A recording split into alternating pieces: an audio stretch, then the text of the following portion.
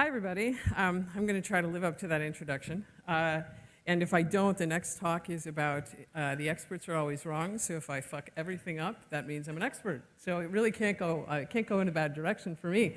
So this talk is called Looking in a Different Direction. And in my role, I frequently find myself in a position where I am talking to people who either want to get into the industry or they're on the periphery. They're students or there's somebody who's just interested in the industry but not actively in.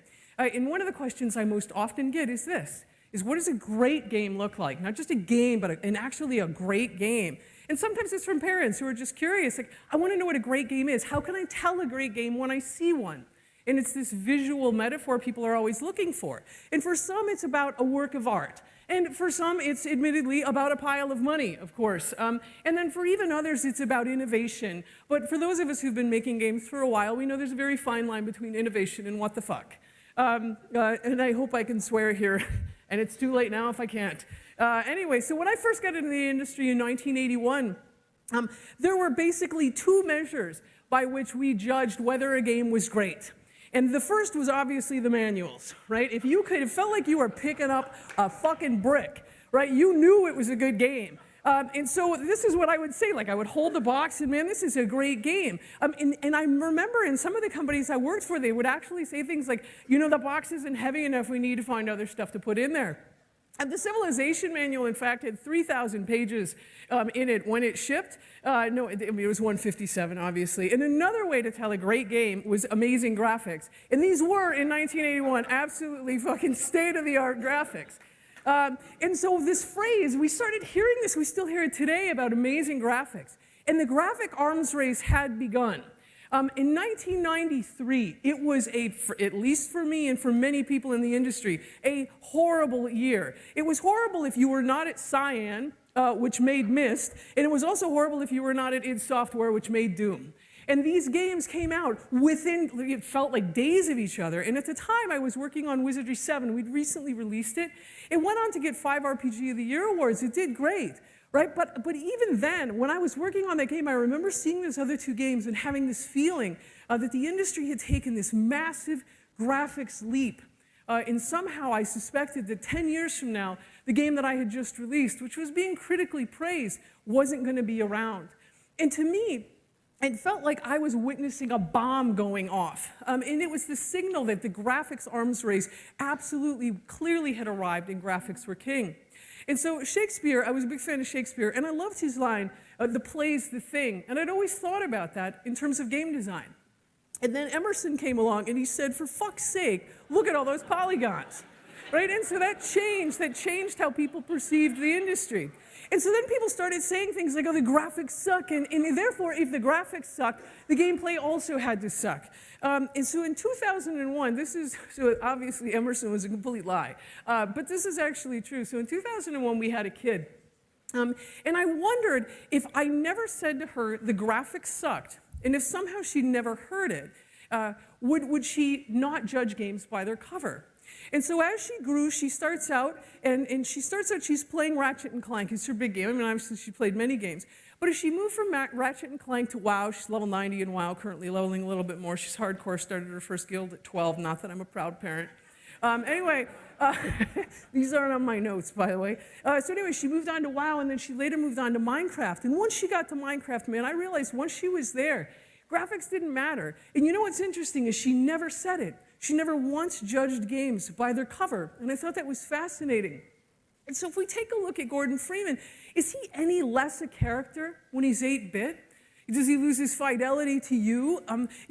Does any of your memory of the games in which he appears, is any of that affected?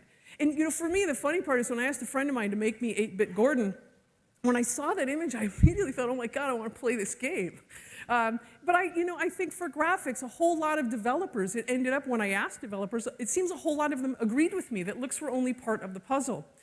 So when I asked them on Facebook, specifically, what does a great game look like? And I said, please, Don't look at anything else. Just answer this question. Don't read any comments. Just answer the questions. And I love some of the answers I got. Adam Orth says, a great game looks like 3 o'clock in the morning, which tells me he's like cutting off early, probably. And for others, I was seeing these things were coming up in the talks. losing track of time, excitement, fear. But a lot of it was verbs and nouns and describing something that was not largely visual. And then, if they did discuss graphics, interestingly enough, it was as a pretense. It was a precursor to some kind of adventure. So Paul Conway had this to say, a great game screenshot looks like it should be inviting, a postcard of sorts. And this is a screen from a game he's working on. And of course, when we're staring at this, what I'm thinking about is what's through that door. That's what I want to go see. That's what I want to get through. And another friend of mine, Kim McAuliffe, she had this to say, you can't tell a good game by looking at it, just looking at it, that is. You have to play it. You've got to experience the game in order to understand it. And so for me, and for many of us, and for the developers in this thread, a great game is all about how it makes you feel. What the hell is that doing there? Good question. We're going to talk about sex for a minute. Now everybody will be nice and awake after lunch. Anyway, so we're going to talk about sex for a minute. And so what does sex look like? Do not answer me. What does sex look like? And then the second question is, what does sex feel like? One is passive and one is active. And is there really any question which one is the most desirable? Of course there's not, right? And games are the same way. In fact, our memory and our imagination of a game and how it makes us feel can actually alter the way that we see things. That it can alter our memory over time. For me, Zork wasn't just some letters on a screen. Man, I was like in that world, and I saw it. I saw the whole thing in my head, just like I see an amazing book in my head. And this looks like a collection of lines on the screen, but it's not. And I know it's not, and I know the game it comes from, believe it or not. It's a castle hallway, obviously, and everybody should be able to tell that because that's what I see in my head. And this weird phenomena became most evident to me when I was doing the screenshot search, and it was for some talk, and I needed a picture of Alone in the Dark. I loved this game when it came out. And this is what the game looks like. This is exactly how it's remembered in my brain. And so I had to go find this picture, and this is what I found, and I thought, no, I clearly have not found the right game. And so I was so sure that I had screwed this up, I actually kept searching. There's obviously the wrong Alone in the Dark that I'm looking at here. And when I realized it wasn't, that my brain actually wasn't remembering reality, I sat there for a while very puzzled at this phenomena. But it's about how that game felt to me, and it's how I remembered it. And for the record, I still kind of believe that it looks like this, even though the internet totally disagrees with me. And this was made most evident to me, surprisingly, at this particular trip that I took to Ireland. I was there for 7 weeks on a Fulbright fellowship, and man, what a fantastic experience. Just imagine, go to another country, talk to everybody in the game industry, talk to all the gamers, talk to the game educators, talk to the government, try to make the game industry here strong. It was a once-in-a-lifetime experience. And so while I'm there and I'm talking to all these people, one of the things that I did was a system design workshop. And of course, for many people who are not game designers and who want to be game designers, they're thinking about what it is to be, what that actually looks like. And for them, this is the fantasy. The game designer apparently just sits at a desk and says, this is genius, go create it, thank you so much, right? Or I don't know what the hell it is, because my job actually looks like this, right? It's a lot of spreadsheet stuff. And so this is the very unsexy reality sometimes for what it means to be a game designer. So I had to figure out a way to make this exciting. And so what I did to do that was to create this utterly ridiculous thing, which was, let's make a fully functional RPG from scratch in 2 hours. And what ended up happening, they had to create the world, they had to come up with a world out of their head, they had to come up with a conflict, they had to come up with the characters, and then everything else was sort of organic. I supplied, they brought the imagination, I gave them these little pawns, the same ones that I opened my talk with, and I gave them dice, and they brought pencils and paper. So you're looking at a game as shipped right there on the screen. And so the most amazing thing to me happened with these fundamental, rudimentary ingredients. I kept seeing again and again in the worlds that they created and with characters that they knew, I was seeing this play out. And it was basically, you saw what a great game looks like. On the faces of people with sometimes pretty tragic results, unfortunately, for this poor guy. But it was there, like I could see it on their faces. There was the intensity. And they were involved like this for hours, right? Like this, it actually went on for 2 hours, and many of them kept playing. Perhaps most startlingly, people that were at this one college that I went to, I was working with a group of animators who their opinion of D&D, let's say, was not high. But they actually joined the D&D Society, which shocked all the, the traditional people like me. And so watching these people do this was fantastic. And it literally was games boiled down to their absolute, the pan is nearly dry essence. Just mechanics, just people, just imagination, and something to make random numbers happen. And it wasn't because of anything that they could see. In fact, it was because of everything that they couldn't see that got them really into it. And even if they couldn't see the world, sometimes, I mentioned the animators that I was working with, they couldn't see the world, so they'd create their own world and actually draw that world out. It was just an amazing experience for me. And again, no matter where I was, the same things happened. And so what does a great game look like? For me, it's not on the screen, right? It's in the faces of the players and being able to see that. And it's also in the faces of game creators. When I catch candid shots of game developers working on their games, whether I found them on the web or I said, hey, do you have any pictures? Or in some cases, I actually asked spouses of game developers if they happen to have any pictures of them working on games. And so I see that same joy, the same faces that I see in the players. I see it in the developers. And that same level of intensity, the same fun, the same level of focus. And just people even goofing around, people completely into their craft.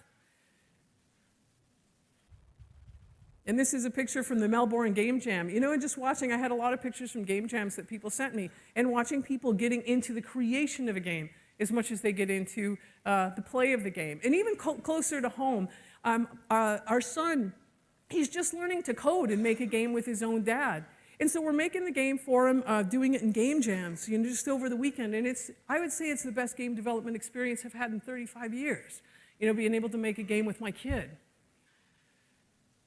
Anyway, so for me, I feel like there's the designer and then the computer and the player, and we're almost mirrors of one another. And there's this border, this computer in the middle, through which we transmit these feelings and these experiences that we want them to have.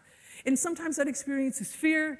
It can be joy when you gain a level in WoW, right? It can also be wonder, like when you come over that rise in Minecraft and think, wow, this is such an amazing thing. Or even this seems like a weird one, like pride. So I want to tell you like a quick story about my family. So because we are definitely not a normal family, we were of course doing the regular Minecraft marathon till 6 a.m. with our young children, which is not probably a valid parenting technique, but I don't care.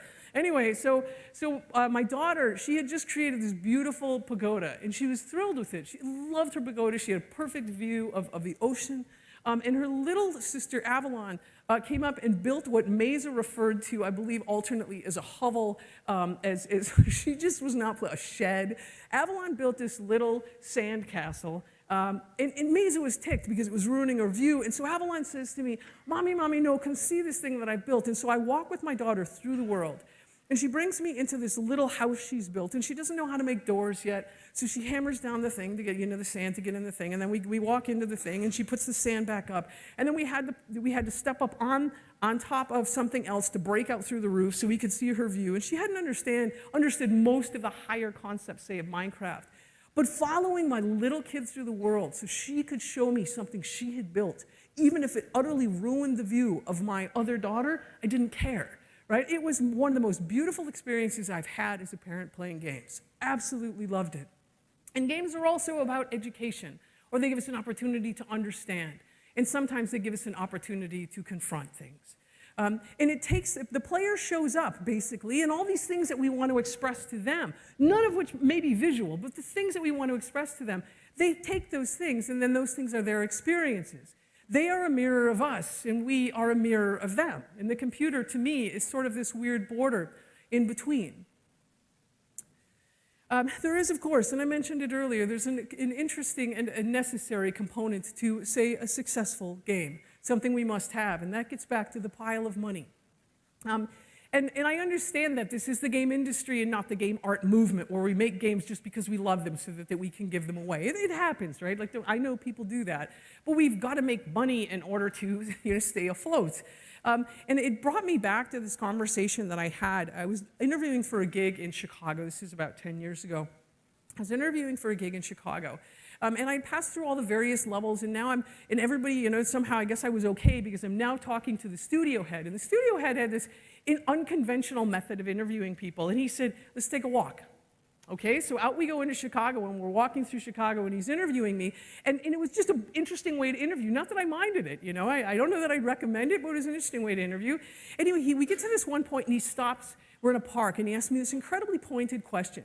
And at the time, I guess it seemed like any other interview question in the world, except the fact that I still think about it and remember it 10 years later. And I remember where I was standing even. The fact that I remember that even 10 years later tells me that even then I knew that it was not the average interview question. And the question, as you can see, was this: would I rather make a game that wins lots of awards or makes a lot of profit?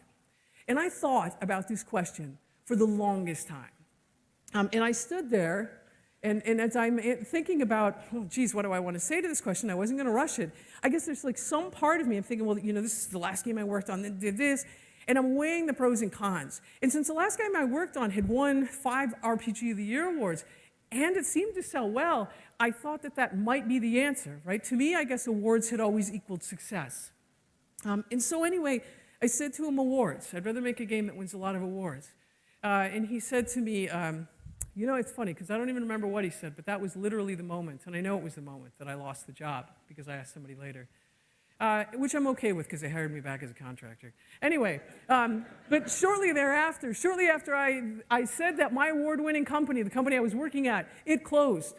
And about a year later, so did his, which I'm somehow finding fault with that, right? I think the interesting thing is maybe we were both half right and half wrong, that a game needs to have a little of both to actually be considered a great game. And I don't know anyone, interestingly enough, who makes games just for money. I don't know anybody, and maybe those people exist, and maybe I naturally repel them or something, but I don't know anybody who makes games just for money. And nor do I know any game players who play games just so they can give us money, right? It's all about this sense of passion and this love that we genuinely have for games. I mean, I've been in the industry, I'm 29 now, and I've been here for 35 years, so you can do my I can make an Excel make that work. But anyway, we're doing this because we love games, right? We absolutely love this fucking industry. We love what we do. We love playing them, and we love making them. And again, anywhere I went, I could see that same exact feeling on the faces of the players, again and again and again. And for me, I can also see it on your face. And I hope you can see it on my face, and on the faces of your team. Because ultimately, we are what makes a game great. And we are what great games look like. Thank you.